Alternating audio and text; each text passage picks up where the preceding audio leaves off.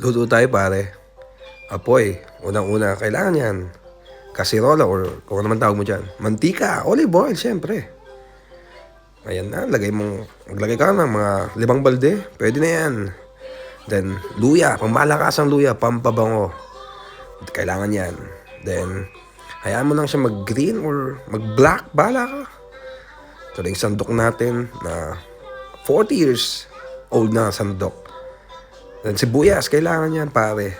Ilagay mo yung sibuyas. Yun yung mga pampabango natin. Kamatis, bahala ka.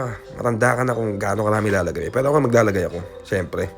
Wala naman akong pake kung maglagay ka o hindi. Bahala ka. Then hipon, uy, lumubog ang hipon. At ayun, nagbaha ang hipon. My God.